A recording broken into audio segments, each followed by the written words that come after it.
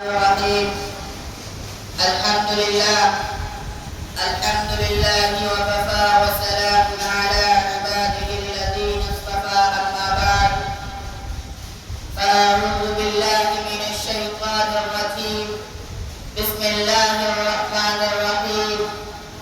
لقد كان لكم في رسول الله أسوة حسنة. صدق الله العظيم.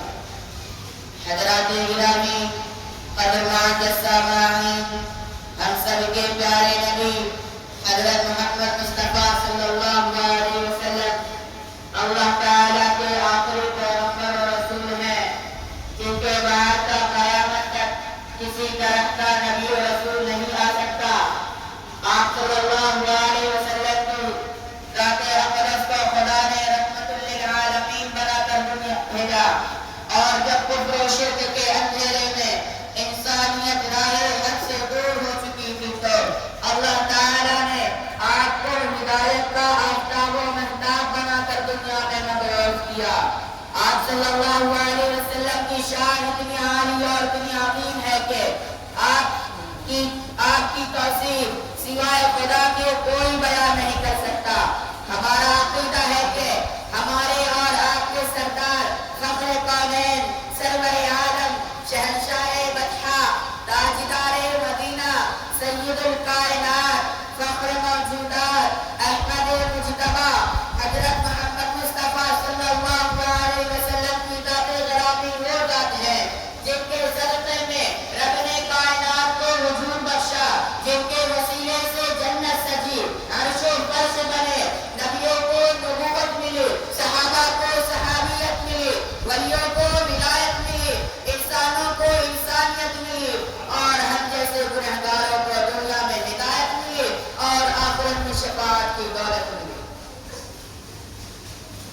ہمارا نبی کون نبی؟ وہ نبی جس نے 23 سال کے قلیل عرصے میں دنیا کے نظام کو بدل دیا، اور صرف بدلا ہی نہیں بلکہ ظلم و جہل میں پھنسے انسانیت ہدایت کی جاودہ روشنی عطا کی۔ قرآن مقدس کی شکل میں خدا کا لاجواب پیغام دیا، ظالم دنیا کو علم سے مالا مال کر دیا، عالم کو روشنی سے بھر دیا، ہدایت کی شمع روشن کی، بھٹکتی انسانیت کو سیدھی راہ دکھلائی، گھر گھر دین کا اجالا کیا، کفر کے اندھیرے کو دور کیا، ایمان کی روشنی بکھیری، امن و محبت کا پیغام دیا، ظالموں کے ظلم کو بند کیا، مظلوموں کو حق دلایا، کمزوروں کو سہارا دیا، دشمنوں کو گلے لگایا، پتھر پھینکنے والوں پر پھول برسائے اور گالیاں دینے والوں پر پیار کا تحفہ۔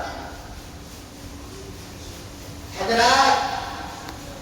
ہمارے نبی وہی ہیں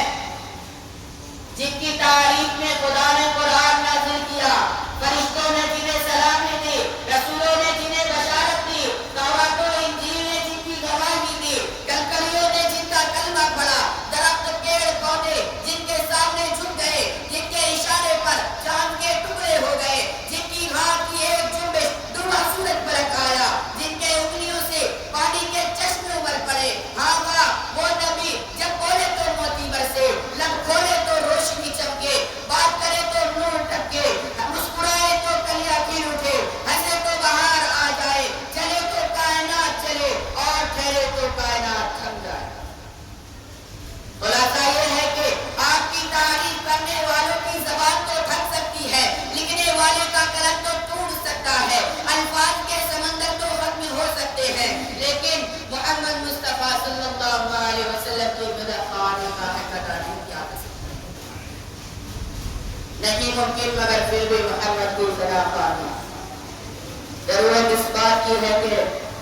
آپ صلی اللہ علیہ وسلم کی تعلیمات کو عام کیا جائے، آپ کی سیرت کو پھیلایا جائے،